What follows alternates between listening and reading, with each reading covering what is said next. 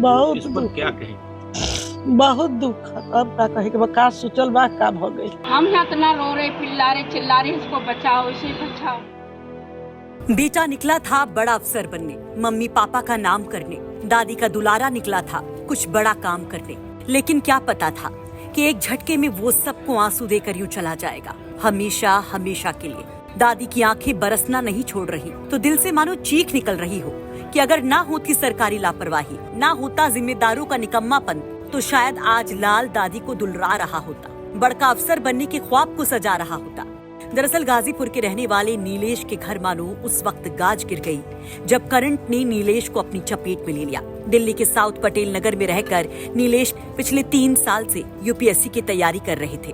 जी जान से जुटे थे यूपीएससी क्रैक करने में। लेकिन सोमवार को भारी बारिश के बीच नीलेश आ गए करंट की चपेट में। बताया जा रहा है कि सोमवार दोपहर 26 साल का नीलेश घर से बाहर निकला था चाय पीने, कुछ खाने पीने। जब पीजी लौटा उस वक्त वो हादसे का शिकार हो गया। वहाँ सड़क पर बारिश का पानी जमा था और पानी से बचने के लिए नीलेश ने कॉलोनी के गेट पर हाथ रखा जिसमें बिजली का करंट दौड़ रहा था। नीलेश तभी बिजली की करंट की चपेट में आ गए। उसका हाथ गेट में फंस गया जबकि पैर पानी में आ गए और देखते ही देखते वहाँ मच गई चीख पुकार। वहीं कपड़ों में प्रेस करने वाली महिला को सुनिए उस वक्त क्या हुआ था नीलेश के साथ। उसको कल कुछ नहीं, इधर से आ रहा था वो लाइब्रेरी से। हाँ। तो हम यहाँ भीज रहे थे तो हमारे से कहने लगा कि आप क्यों भीज रहे हो आंटी? मेरी बेटा हमारा सामान भीज रहा है तो हम तो उसको ढकेंगे ही ढकेंगे। तो हमसे राम राम भी किए उसने, कहा आंटी आप मत भीजो, राम राम। तो मेरी बेटा तुम्हारा बस्ता भी तो भीज रहा।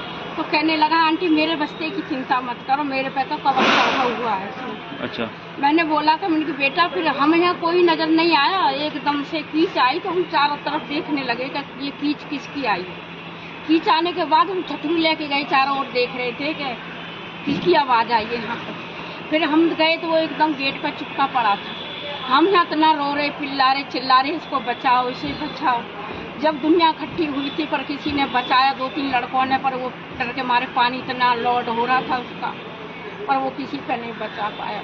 हम पीजी में रहते हैं, यहीं पे रहते हैं, उनके साथ सामने ही रहते हैं हम। और मतलब जब ये देखे तो ऊपर से हमारी बालकनी यहीं पे है, आवाज़ आई, हम नीचे आए, देखे तो हमने देखा कि ये तो नीलेश हैं जिनको हम जानते थे। तो और हुआ कि भाई कुछ ना कुछ करते हैं, जल्दी से उनको बचाते हैं। पर यहाँ पे पानी इतना था, पानी में भी करंट था, तो हम लोग हेल्पलेस थे। फिर भी हमने ट्राई किया, वो वुडन की जो सीढ़ी आती है जो वो पेंट वगैरह करने में यूज़ होती है, वो लग के हम लोग ने लकड़ी वगैरह लगाया। कुछ लोग रिक्शा से भी आके कर रहे थे कि रिक्शा वहाँ पे रोकी और पोक करने की कोशिश किया, बट वो जो हाथ था वो दरवाजे के जो खिले हैं बीच में, उसमें वो ऐसे खिले घुसे हुए थे, तो इसलिए वो निकल नहीं पाया, हाथ भी नहीं निकल पाया और ना ही वो निकल पाए। और पुलिस आई थी, एम्बुलेंस थी, लेकिन कोई हेल्प नहीं कर रही है, कुछ नहीं। आप इन तस्वीरों में इन तारों के मकड़जाल को भी देख सकते हैं। देख सकते हैं कि कैसे मौत यहाँ पर लटक रही है अपनी जुबान लपलपाते हुए, जिसकी भेंट चढ़ गया गाजीपुर का नीलेश। जैसे ये खबर गाजीपुर पहुंची तो मच गया हाहाकार। घर वाले अब चीख चीख कर नीलेश के लिए इंसाफ मांग रहे हैं, दिल्ली सरकार पर सवाल दाग रहे हैं। ये तो दिल्ली सरकार की अव्यवस्था है, तो इस पर कुछ आप लोग मांग करेंगे? अब तो यही बताएंगे ना, वो जो लड़के हैं यही बताएंगे। अब मांग करने तो जरूरी है ना। एक छोटी सी लापरवाही से आपके घर में इतनी दुखद घटना हो गई, हो गया रे, तो बहुत इस पर दुख, क्या कहेंगे? बहुत दुख है। अब का कहे कि का सोचल बा का भ गई। मेंस की तैयारी कर रहे थे और होपफुल थे। हाँ। अब आप लोग जो है क्या मांग करेंगे? सरकार से कुछ मांग करेंगे? हाँ, सरकार से बिल्कुल मांग करेंगे कि दोषियों के खिलाफ कार्रवाई हो, इसकी जांच हो, बिजली कर्मियों के खिलाफ कार्रवाई हो और इनको मुआवजा दिया जाए। दिल्ली बीजेपी आरोप लगा रही है कि आम आदमी पार्टी सरकार की लापरवाही से हुआ है। अब ये तो सरकार की दुर्व्यवस्था इसमें कहीं आपको लगता है मौत के पीछे है? हाँ, बिल्कुल है।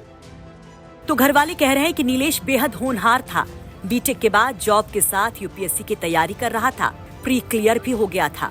उम्मीद थी कि जल्द ही मेंस और इंटरव्यू भी हो जाएगा, लेकिन अचानक ये जो कुछ भी हुआ उसने सबको हिलाकर रख दिया। नीलेश की मौत पर अब आप क्या कहेंगे?